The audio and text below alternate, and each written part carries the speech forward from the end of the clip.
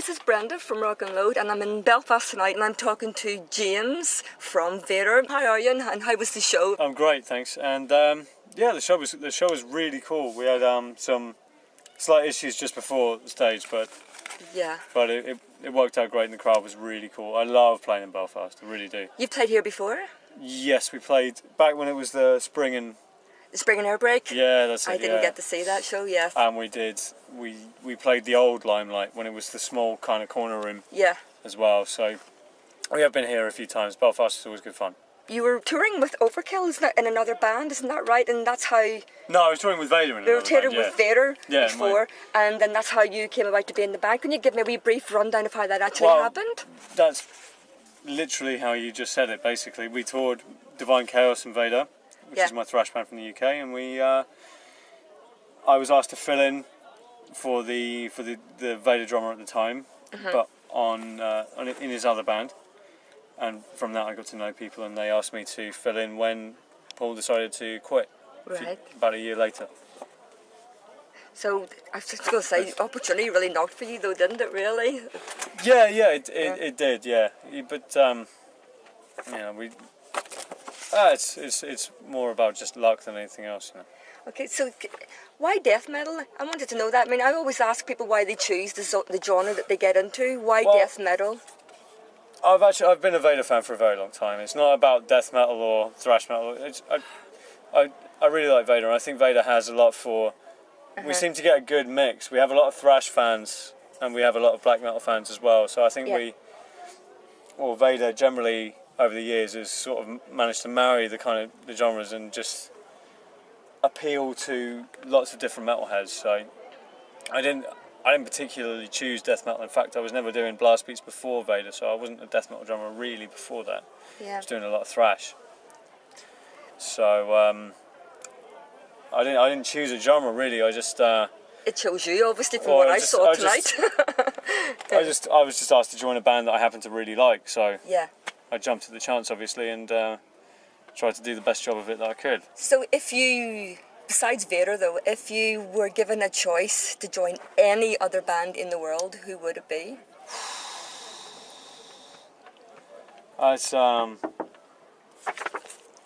tough question. Like, there are so many albums that I wish I'd written, but it would be. I mean, like I suppose my favourite up and coming band at the moment is a band called Leprous from Norway. Right, I haven't heard of them. They're a really cool prog band. So I mean that's where I get my most drum jealousy from. So I suppose I'd be the kid bored Cold Start. He's a really, really great drummer. So I guess I'd. Is that who you look up to? Yeah. Well, I know him quite well personally. Is that what it is? But no, I suppose that's my musical envy. That's the band where I watch them and I see them and I listen to them and I think, fuck, I wish I'd written that. Oh wow. Who would be a drummer you would aspire to be most like then? Well, I mean, if we're talking about metal drummers, then George Collius. Any drummer at all. If we're talking about metal drummers, George Collius is definitely my favourite guy. And then drummers, to be honest, I try and take something away from every drummer that I meet and every band that we play with. Yeah. So I used to have a particular idol, a guy called Gavin Harrison, who plays drums for Porcupine Tree, and also another drummer called Benny Greb, who's sort of a solo performer type guy. But generally I just try and keep my eyes and ears open and Are they all fast like the way you play now? George Collius obviously is. Gavin and Benny, they're quick when they want to be, but they're not speed drummers. No, they're jazz guys. Because watching you tonight, there you weren't just fast, you were technical as well. It was amazing to watch. Well, it's how do you fit it all in with that speed? It's with practice, essentially. I mean, it's I've been educated. As soon as I started, I was always educated, so I wasn't really ever studying. I wasn't ever really self-taught. Right. I mean, actually, the only part where I was self-taught was metal, because there was no one around, there was no one local that was playing metal that could show me all this stuff, so I had to pick that up on my own. But I was educated in everything else, so I just tried to take what I already knew and put it into. You're into obviously a metal. quick learner then. You're obviously sucking it all in like a sponge. I'm yeah, good for doing you. my best. I'm just, Yeah. you know, I'm just a huge metal fan. Yeah, and that's the way it is, isn't it? Just going back to the fact that when you joined Vader, being a Polish band and everything, how did I want to know? I mean, how did the Polish fans, for example, receive having an English drummer coming into the band? everything was totally great. Yeah. Really, really great. You know, I've never been made to feel unwelcome in Poland. I really, really, I love the country. I love the people. They're going through an interesting political situation at the moment, but aside from that, I really, really am a huge fan of the country. I think the people are really, really cool. They're very hospitable. They're very, very friendly, and it's. What's the most outstanding reaction you've had so far? Have you had one that sort of like sticks in your head? A report or a newspaper report or? Not particularly. I mean, to be honest, the ones that stand out generally was when I was announced about 5 years ago now. Yeah. All the negative ones, they stuck with me, like from that shit band Divine They Chaos. always do, like, don't they? that kid from that shit band. There was one or two, like, seriously, that kid from that shit band's joining Vader. Fuck. There's, you know, so there, but generally, no, there was no point where I thought it was sort of too. Like there was no sort of standalone positive praise or anything like that. It was just. You took it on the chin and moved on, didn't you? And just proved them all wrong, I reckon. Well, you're not going to impress everybody. And Exactly. Yeah. well, so I mean, the only things that stand out, the reaction and the what's the word? The reception was generally so overwhelmingly positive that the only things that stand out were the one or two negative voices. That, to be honest, kind of made me laugh. Well, things obviously happen for a reason. So have you had to learn Polish as well then? Did you pick that up? I'm picking it up as I go. It's been 5 years now, or it's been actually 6 years since I've started visiting Poland. So it's going. It is getting easier. I have to do a lot. Our driver doesn't actually speak any English, so I have to do. And because I'm the English guy, I'm doing all the navigation, so I do have to do all the navigation in Polish. I'm going to say, how are Vader doing? How's the new album doing anyway? And is there a prospect of another? It's been out a wee while now, hasn't it? About a year, 2 years? It's been out for, just coming up to 2 years. We're actually hitting the studio this month. Wow, well done. So as soon as this tour is finished, we've got about a week, and then we're in Hertz studio again. Okay. Recording the new album, the next album. But everybody's really happy with the reception that Tibia Digni, the last album, got. Everybody's really, really, really stoked. We're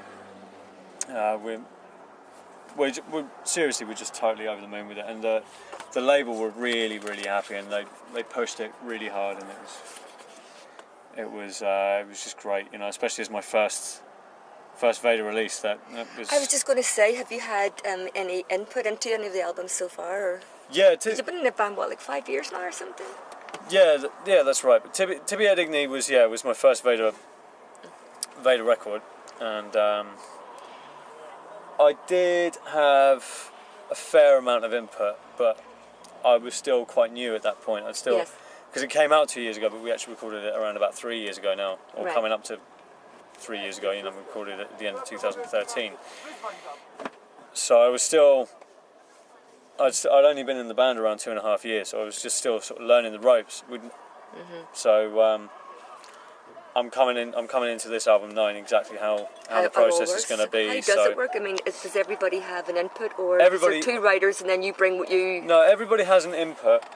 Everybody has an input, and I've prepared a lot of material for this one. Yeah. Prepared a lot of the no riffs, just drums, but I prepared a lot of stuff. And a lot of things that I want to add to Vader. I've got a lot of things in mind, but the process is quite spontaneous. So a lot of it will come out actually in the studio. So that's why I only have bits, because I know that Pete's got plans for songs, and then I can take those bits, these ideas that I have, and try and fit them in. Well, good luck. I'm actually. I didn't know anything about Vader until this week. I really? have to be honest, but I'm telling you now, I'm going home to get me some CDs. Because this would be your 11th album, wouldn't it? Or Vader's 11th yes, album? it's Yes, the 11th Vader album. And I'm ashamed of myself. I didn't know anything about them. I knew Overkill, but not Vader. So no, that's been a really good part of the tour, is that we're playing to people that don't know us. yeah, you played with them before, haven't you? Vader and Overkill go way back. Pete and Bobby, they Really? go years back. Yeah, you can't shut them up. You know something, I've kept you long enough, you look exhausted. Thank you for taking the time. Do you have any last thoughts or messages for Vader fans? Because I know there was an awful lot of young kids in there who were crazy about Vader tonight. Well, there's two things. Number one, most importantly, I think, is always try and support your local scene. Yes. So go out and see local gigs, because I mean the amount of people that come up to us and complain that there's nothing going on in their scene. They're also the people that don't go to their own gigs, you know.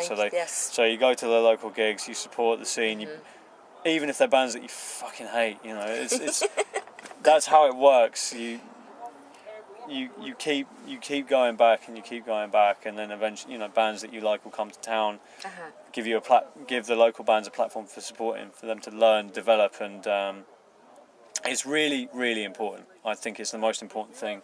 I think it's what metal needs right now, is a bit more faith in the local scenes, especially in the UK. Yeah.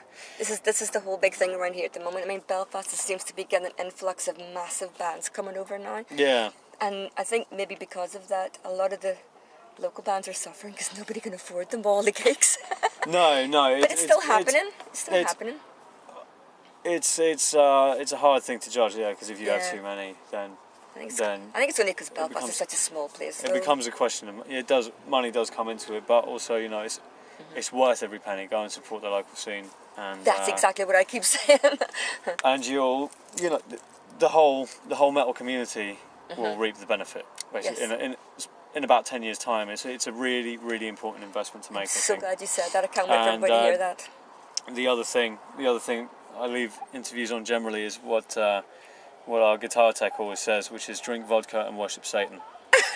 Lovely. All right. You are a gentleman. Thank you so much, James. No problem. Enjoy the rest of the tour, Ped, and be safe, and very much. come back soon, okay?